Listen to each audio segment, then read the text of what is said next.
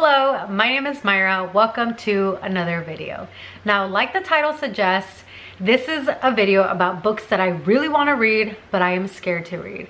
And I am scared to read these books for a variety of reasons. Some are like more serious reasons, and then you have some that are a little bit lighter, maybe a little bit silly, but I still have some thoughts and feelings about it, which is why I want to get your advice. If you've read any of these books, if you have any advice for me about, you know what, yes, they're worth it, or no, these are not worth it, you can skip it, let me know. If you have advice of how to approach the book, also let me know. And of course, if it's a dark romance, I know it's my responsibility as the reader to be checking triggers and stuff like that, so don't worry about that.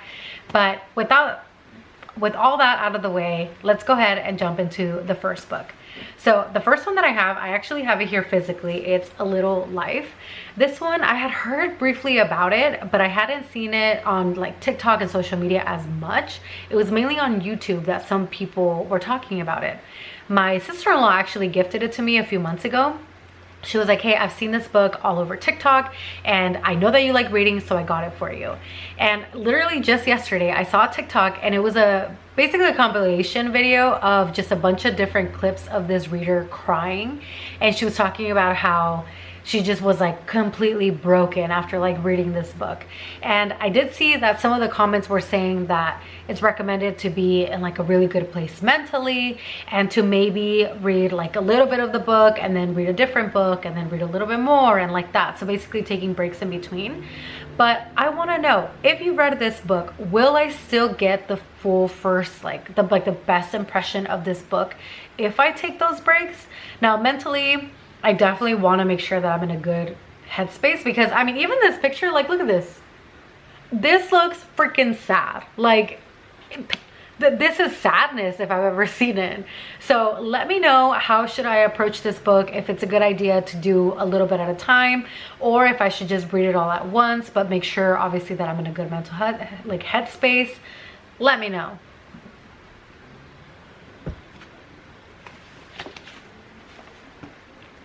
Now, the second book that I have is Still Beating by Jennifer Hartman.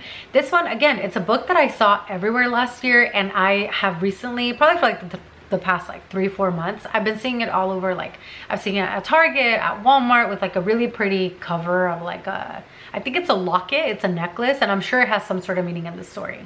But if you don't know about Still Beating, this is a story, if you don't know about Still Beating, oh my God. If you haven't heard of Still Beating, this is a romance book where it starts off with two characters getting abducted.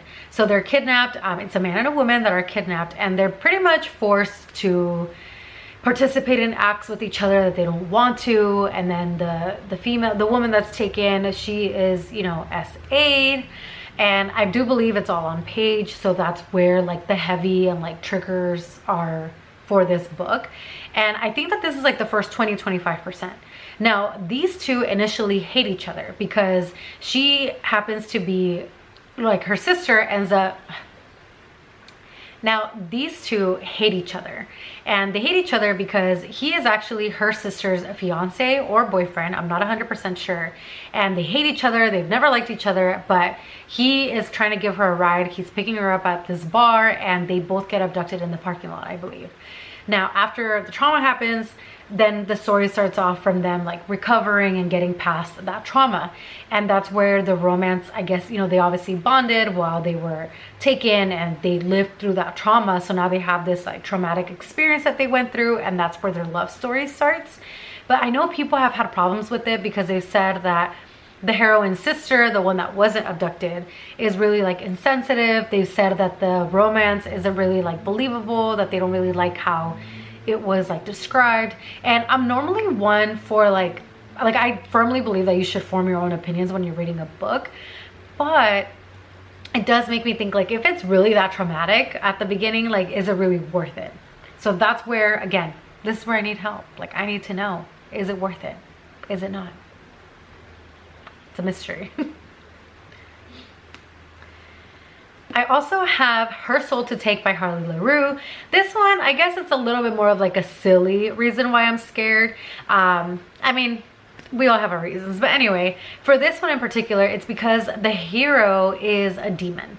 And I don't physically know how that would work because I have my idea of like what a demon would be. So I'm like, I don't get it. But I think this one also has triggers, so obviously I would look into that. But this one, I just kind of wonder like what kind of demon are we talking about? Because I don't like watching like scary movies that have anything to do with like demons and possessions, like The Conjuring, all that stuff. I don't like it. I really don't like it. I did enjoy Lucifer on Netflix. Such a good show if you haven't seen it. I haven't seen the newest season, but still definitely recommend it. And that one was more like silly, like it had some seriousness, but it was mainly like a silly show. So if it's more on the lighter side, then I definitely want to check it out. But if it's really like demon and like rituals and all that stuff, no thanks. Like, I'm out. I also have on my list Welcome to the Dark Side by Gianna Darling. So I actually really enjoyed Lessons in Corruption. I'm really enjoying Serpentine Valentine, which is what I'm reading right now by Gianna Darling. But Welcome to the Dark Side is supposed to be an age gap romance, and it is on one of like the bigger age, like romance age. Now this book is an age gap romance, and it is on the bigger side of like an age gap. I have read a book with like a heroine being 40 and the hero being 23, but this one I believe he's like 40 and I think she's like 18 or 19, and I think that that's really what I'm a little bit worried about, because I'm like, is it gonna be weird? Is it really worth it? Should I just skip to the next one in the series? But I also know a lot of people really like Zeus, and Zeus is the hero in this one, and I really liked him in the first book because he's actually the father of the hero from the first book.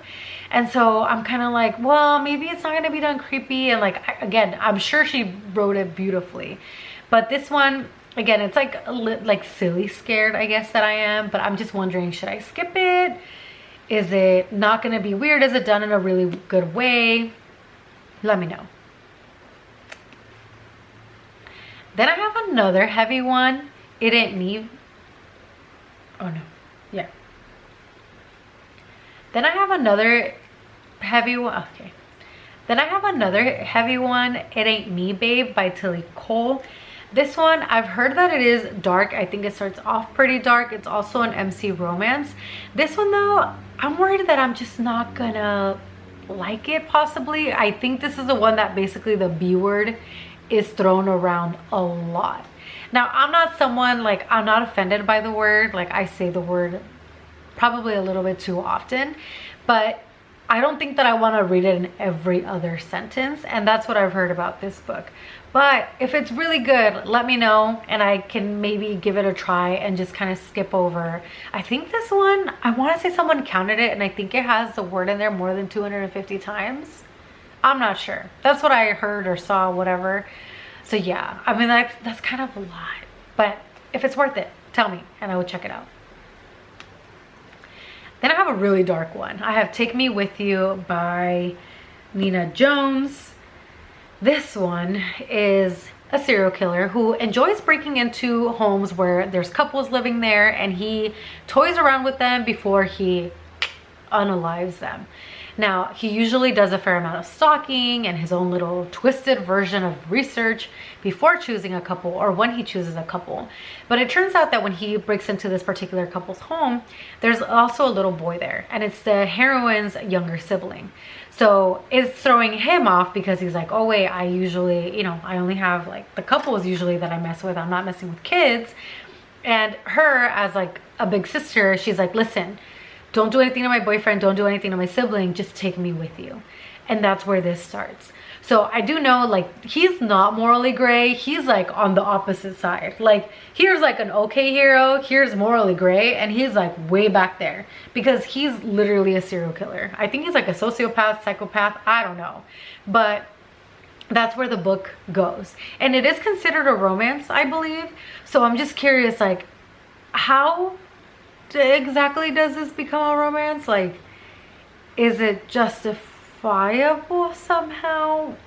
I don't know. If you've read it, again, is it a romance? Maybe it's not. Maybe I'm wrong. So if it's not a romance, just tell me, because if it's not, then maybe if I still want to read it, I can read it like later on in the year, like fall, when it's like creepy or something. Maybe I'll read it then. But if it's not, please tell me, because I might be totally off. Last but not least, I have Haunting Adeline by H.D. Carlton.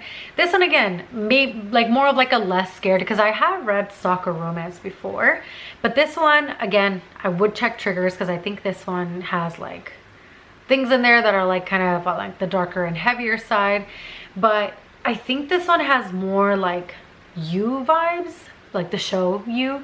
And let me tell you, I enjoyed it, and I actually really like Penn Badgley. Like, I loved him in Gossip Girl, but he did too good of a job, where like he was like creeping me out at some points. And depending on some of the episodes, especially as other seasons went on, I was like, dude, this is like some Ted Bundy stuff. Like, this is why, like, scientifically it's proven attractive people get away with so much stuff.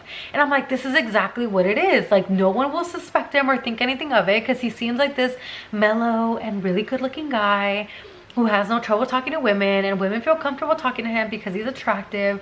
So some of the parts, it was like a little bit creepy. So I do wonder if this is like the show You. Is it darker than the show? Like, let me know. Where is it? Where is it?